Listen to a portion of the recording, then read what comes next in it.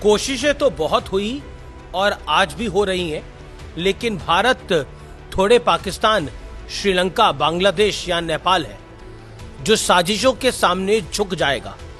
यहां तो ना जाने कितने अब्दाली, कासिम, तैमूर, बाबर आए और जमीन के 2 गज नीचे दफना दिए गए, लेकिन भारत सदा से था और सदा ही रहेगा।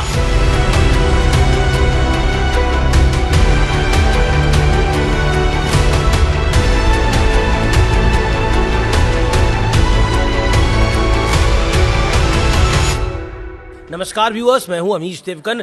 सत्य तथ्य में आज बात होगी एक जोरदार थप्पड़ की। यह एक ऐसा थप्पड़ था जिसकी गूंज तब 7 समंदर पार तक सुनी गई थी जब भारत में कोहराम मचाने की कोशिश की गई थी। उनकी प्लानिंग थी अराजकता की आग में भारत के लोकतंत्र को फूंक दिया जाए, भारत के हितों को सर्वोपरि रखने वाली सरकार को उखाड़ फेंक दिया जाए। लेकिन देश के दुश्मनों की इनमें से एक भी इच्छा पूरी नहीं हो सकी। साल 2020 था का जनवरी महीना था, ठंड का महीना था। दिल्ली में सीए के नाम पर कागज नहीं दिखाएंगे वाला गैंग धरने पर बैठा था। उसी दौरान दंगे भड़काए गए, दंगे भड़क गए।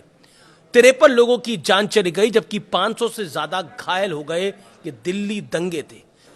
इन दंगों को साजिशन प्लांट किया गया था। इन दंगों का मकसद नरेंद्र मोदी को सत्ता से हटाने का था। इन दंगों से श्रीलंका, बांग्लादेश की तरह भारत में तख्ता पलट का एक बड़ा इरादा भी था। दिल्ली पुलिस ने सुप्रीम कोर्ट में 177 पन्नों का एक हलफनामा दाखिल किया है, यानी 177 पेजेस का।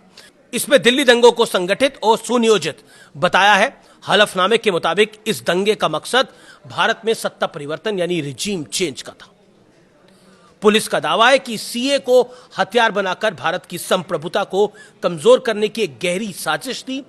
एक ही पैटर्न से दिल्ली के अलावा उत्तर प्रदेश, असम, पश्चिम बंगाल, केरल और कर्नाटक में भी हिंसा भड़काई गई थी। आपको याद होगा, वही ठंड के महीने थे। यह हलफनामा उमर खालिद और शर्जील इमाम जैसे आरोपियों की जमानत याचिकाओं के खिलाफ दाखिल किया गया है। यह हलफनामा बहुत डिटेल्ड है।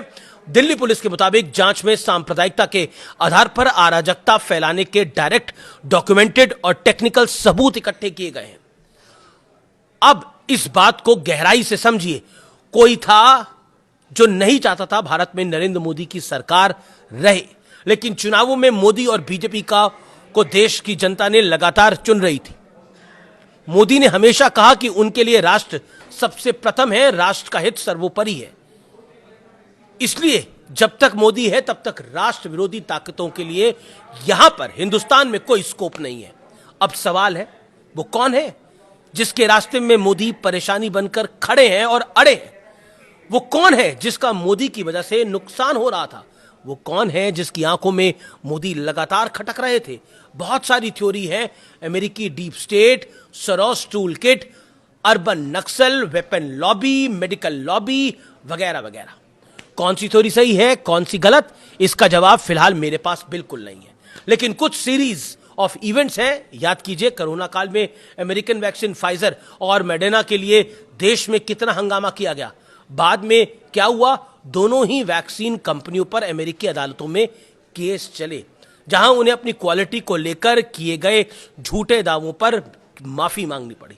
इससे पहले राफेल डील पर शक वाला ठप्पा चिपकाने की भरपूर कोशिश की गई। राहुल गांधी ने किया था।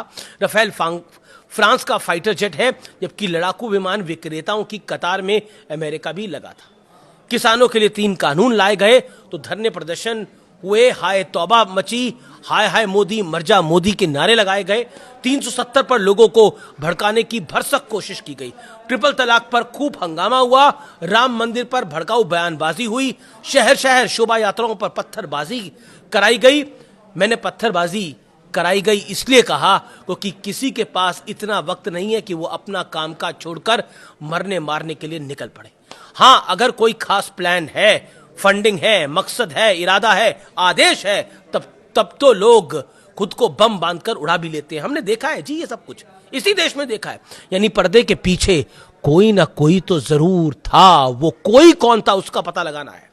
हालांकि भारत की जड़ें इतनी मजबूत है कि जिसे आज तक कोई हिला नहीं पाया, डिगा नहीं पाया, लेकिन पुलिस के एफिडेविट ने, हलफनामे ने देश के नागरिकों को, यानी हमारे लिए एक संदेश ये है कि हमें बहुत संवेदनशीलता के साथ काम लेना होगा, खुद को जागरूक रखना होगा।